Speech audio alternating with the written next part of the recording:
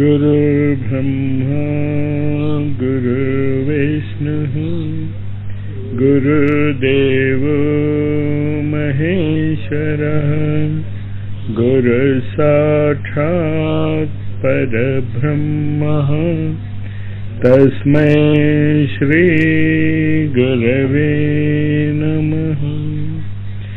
अखण्डमण्डलाकारं व्याप्तं येन चराचरं यत्पदं दर्शितं येन तस्मै श्री गुरवे नमः।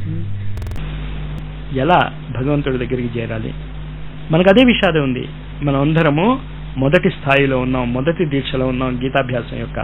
ఎలా చేయాలి మాస్టారు, ఏం చేయాలి మాస్టారు, ఎలా చేస్తే బాగుంటుంది, ఏ విధంగా చేస్తే బాగుంటుంది, మేము చేయలేకపోతున్నాం, ఇంట్లో పరిస్థితులు ఒప్పుకోవటం లేదు, అక్కడ ఒప్పుకోవటం లేదు, ఇక్కడ ఒప్పుకోవటం లేదు, ఏ విధమైనటువంటి మార్పులు మనం చేయగలిగితే చేస్తాము అని చెప్పుకున్నప్పుడు సడన్ గా కథలో ఏం జరుగుతుంది అంటే దుర్యోధనుడు గందరగోళ పడతాడు. ఏమని గందరగోళ పడతాడు? భీష్ముడు ద్రోణుడు వాళ్ళందరికీ కూడా పాండవ పక్షపాతులు అని పేరుంది. యుద్ధానికి ముందు అక్కడ పాండవులందరూ కనిపిస్తున్నారు. ఈ తాత నా పార్టీ వదిలేసి ఆ పార్టీ చేరిపోతే ఎట్టా, ఏం చేయాలి అని చెప్పి తొందర పెట్టి భీష్ముడు ద్రోణుడు వాళ్ళందరి చేత కూడా శంఖాలు ఊదించేస్తాడు. అంటే ఏంటి, మేము యుద్ధం చేయడానికి రెడీ అయిపోయామని. ఆ స్థితిలో, ఏ స్థితిలో మీరు సాధన చేద్దాం అనుకుంటున్నారు, కళ్ళు మూసి కూర్చున్నారు, ఫోన్ రింగ్ అయింది, సాధన చేద్దాం అనుకుంటున్నారు, ఇంకేమీ లేదు మాస్టర్ ఇవాళ నుంచి చూసుకోండి మేము ఏం చేసేస్తాము అంటారు, బంధువులు దిగుతారు. అంటే ఎవరు యుద్ధాన్ని ప్రకటించారు మన మీద? ప్రకృతి. నువ్వు సాధన చేస్తావా, చూద్దాం ఏం చేస్తాం అన్న పరిస్థితుల్లో ఏం జరుగుతుందో చూడండి, మీరు ఏం చేయాలో ఆ శ్లోకాన్ని మొదలెట్టి ఆపేస్తాను నేను. తతశ్వేతైర్హైర్యుక్తే బహతి స్యందనే స్థితౌ మాధవ పాండవాశ్చైవ దివ్యౌ శంఖౌ ప్రతత్మతు. భీష్ముడు ద్రోణుడు వాళ్ళందరూ కూడా మేము యుద్ధానికి రెడీ, శంఖాన్ని పూరించేశారు. అప్పుడు తెల్లని గుర్రములు కూర్చున్నటువంటి గొప్ప రథమునందు కూర్చునియున్న కృష్ణార్జునులు ఇరువురు తమ తమ దివ్యములకు శంఖములను గట్టిగా ఊదిరి. శంఖము, శంఖము, శంఖనాదము బాహ్య జగత్తులో ఏ విధమైనటువంటి భావాన్ని మనకి తెలిపినా, ఆధ్యాత్మిక జగత్తులో శం అంటే శాంతి, ఖం అంటే ఆకాశము. శాంతియుతమైనటువంటి ఆకాశము చుట్టూరా ఉంటే, అంటే మీ మనస్సులో కనుక శాంతి ఉంటే బాహ్య పరిస్థితులు మిమ్మల్ని ఏమీ చేయలేవు. ఇంకా ఇక్కడి నుంచి కృష్ణార్జునులు ఇరువురు ఏ విధమైనటువంటి గందరగోళాలు చేసుకున్నారో, ముఖ్యంగా సాధకుడు ఎలాంటి గందరగోళాలు పడతాడో, ఆ గందరగోళాలు పట్టడం వల్ల అతనికి ఎలాంటి విషాదం వస్తుందో, ఆ విషాదము నుంచి మళ్ళా తిరిగి ఎలా బయటపడగలరో వరకు మనం అర్జున విషాద యోగంలో రేపు చదువుకుంటాం. అంచేత రేపు అర్జున విషాద యోగం పూర్తవుతుంది. కానీ అర్జున విషాద యోగం పూర్తయ్యే లోపల మీరు ఒకటి గుర్తుంచుకోండి, ఇక్కడ ఒక్కొక్క అధ్యాయం పూర్తవుతూ ఉంటే నేను మీకు ఒక గ్యారంటీ ఇస్తున్నాను, మిమ్మల్ని ఆ స్థితికి నేను తీసుకెళ్ళిపోతా. ఆ క్షణంలో గ్యారంటీగా వెళ్ళిపోతారు మీరు, అందులో నాకేం అనుమానం లేదు. I can do it. దాన్ని నిలబెట్టుకుంటారా లేదా మీరు, మీ బాధ్యత అది. ఇంచేత అర్జున విషాద యోగం అంటే ఏంటో చాలా జాగ్రత్తగా అర్థం చేసుకోండి. ఆ మానసిక స్థితిని ఇవాళ రేపు ఉంచుకోండి. యోగం యొక్క, భగవద్గీత యొక్క మొదటి మెట్టు మీరు దాటిస్తారు. ప్రపంచంలో ప్రతి వాడికి ఏదో ఒక బాధ ఉంటుంది. బుద్ధుడి దగ్గరికి ఒక ఆవిడ వచ్చింది, నా కొడుకు చచ్చిపోయాడు, బతికించేస్తాను పో అన్నాడు. భలే ఆనందించింది ఆవిడ. గురువుల దగ్గర చాలా జాగ్రత్తగా ఉండి, నేను మళ్ళా మీకు చెప్తున్నాను, మళ్ళా చెప్పలేదు అనకండి. గురువులంతా పరమ మోసగాళ్ళు ఎవరు ఉండరు, సూపర్ మోసగాళ్ళు. నేను మోసపోయాను అందులో. ఆ మోసం ఇప్పటికీ నేను బాధపడుతూనే ఉన్నా. మా రామసుబ్బయ్యతో చెప్తూనే ఉన్నాను, వెళ్ళి వెళ్ళి వెళ్ళి ఈ ముసలాయన దగ్గరికి వెళ్ళాను నేను. ఇంకేం చేస్తాం, ఇంకా మనం చేసేదేం లేదు, నేను చేయగలిగేది ఏం లేదు. మీరు కూడా మీ ఇష్టం. రేపు మీరు వచ్చారో ఇరుక్కుపోతారు, రాలేదు మీరు అదృష్టవంతులు, ఇరుక్కోరు.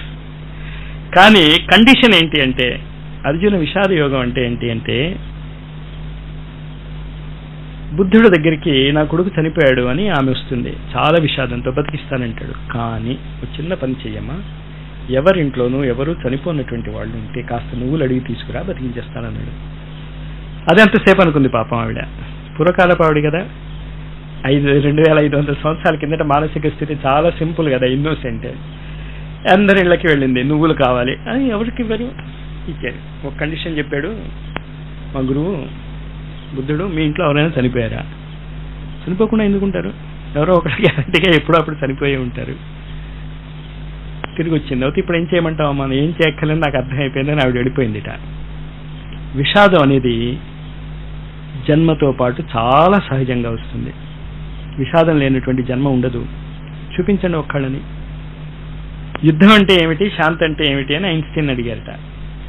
యుద్ధం అంటే ఏంటో మనకి తెలుస్తూనే ఉంది కదా. శాంతి అంటే ఏం కాదు, రెండు యుద్ధాల మధ్య ఇంకో యుద్ధం చేయడానికి మనం ప్రిపరేషన్ చేసుకోవాలి కదా, అది శాంతి అన్నాడు. అందులో శాంతి అంటూ ఏం లే, మళ్ళీ యుద్ధం చేయాలి కదా, ఆ యుద్ధం చేయడానికి మరి ప్రిపేర్ అవ్వాలిగా, అది శాంతి అన్నాడు.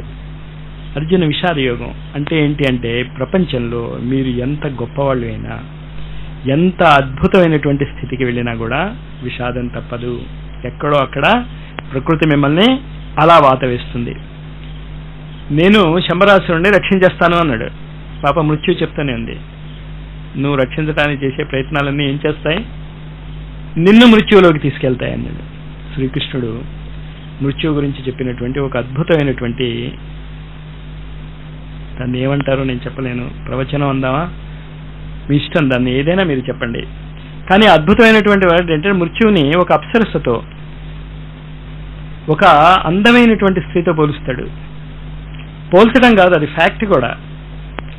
మీరు కనుక మృత్యువులో ఉన్నటువంటి ఆ భయాన్ని తీసేసి, ఆ విషాదాన్ని తీసేసి, మృత్యువు అంటే చావునే కాదు, మీరు ఏది కోరుకుంటున్నారో అది జరగకపోవటం కూడా ఆ విషయం యొక్క చావే. ఒకటో క్లాస్ పాస్ అయ్యారు, రెండో క్లాస్కి వెళ్ళారు, ఒకటో క్లాస్లో చచ్చిపోయారు, రెండో క్లాస్లో పుట్టారు. మూడో క్లాస్లోకి వెళ్ళారు, రెండో క్లాస్లో చచ్చిపోయారు, మూడో క్లాస్లో పుట్టారు, అంతే కదా. కానీ రెండో క్లాసు వదిలేటప్పుడు మీరు బాధపడరు, రెండో క్లాస్లో ఫెయిల్ అవుతే బాధపడతారు మీరు, అవునా? 10వ క్లాస్ ఫెయిల్ అవుతే బాధపడతాం, 10వ క్లాస్ పాస్ అవుతే చాలా ఆనందిస్తాం, మా వాడు పాస్ అయ్యాడని. కానీ దానికి ఇంకో భాష ఉంది, 10వ క్లాస్లో వాడు చచ్చిపోయాడు, వాడు ఏమవుతాడు, 10వ క్లాస్లో చచ్చిపోయాక వాడు పై క్లాస్కి వెళ్తాడు. మరి ఇక్కడ అంతేగా, అది మనం మర్చిపోతాం. అందువల్ల విషాదం. అది మనకి కనుక ఆ బాధ లేకపోతే, ప్రతిరోజు రాత్రి మీరు ఎప్పుడైతే నిద్రపోతున్నారో ఈ భావాన్ని గుర్తు చేసుకుంటూ, ఏంటి, మనం మృత్యుముఖంలోకి వెళ్ళిపోతున్నాం, అయిపోయింది. ఈ బాదరబందీ ఇదంతా మీరు మీతో పాటు మోసుకెళ్ళకండి. రేపు ఏం చేయాలి, ఎలా చేయాలి, అసలు ఆపేయండి అది. దానికి మనం ఏమని పేరు పెట్టుకున్నాం, తత్వబోధ అని. తత్వం అర్థమైంది, మనకి మృత్యు వచ్చేసింది, ఇవాళ రాత్రి మనం నిద్రపోతున్నాం. ఇంకా రాత్రి 7-7:30 అయిపోయిన తర్వాత ఇంకా మీకు ఏ విధమైనటువంటి మానసికమైనటువంటి బాధలున్నా ఏ ఉన్నా కూడా మీరు పట్టించుకోక్కర్లే. చెప్పాడు కదా శ్రీకృష్ణుడు, ఏం చెప్పాడు, మృత్యు ఏమన్నాడు, ఫుల్ స్టాప్ అన్నాడు. అన్ని రకాలైనటువంటి బాధలకి కూడా సూపర్ ఫుల్ స్టాప్. ఆ ఫుల్ స్టాప్ మీకు ప్రకృతి ప్రతిరోజు ఇస్తూ ఉంటే దాన్ని మీరు ఉపయోగించుకోలేకపోతే ఎలా?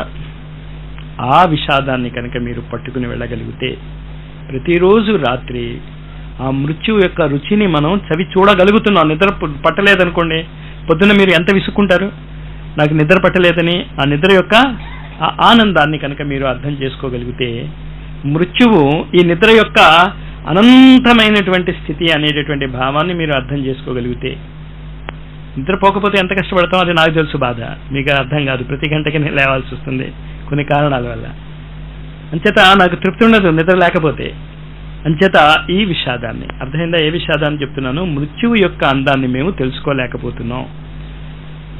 మానవ జన్మ యొక్క క్షణభంగురత్వాన్ని నేను తెలుసుకోలేకపోతున్నాను. ఇంతమంది మహాత్ములు ఇన్ని రకాలుగా మనకి అర్థమయ్యేటట్టు చెప్తున్నా కూడా ఎక్కడున్న వాళ్ళం మనం అక్కడే ఉన్నాం.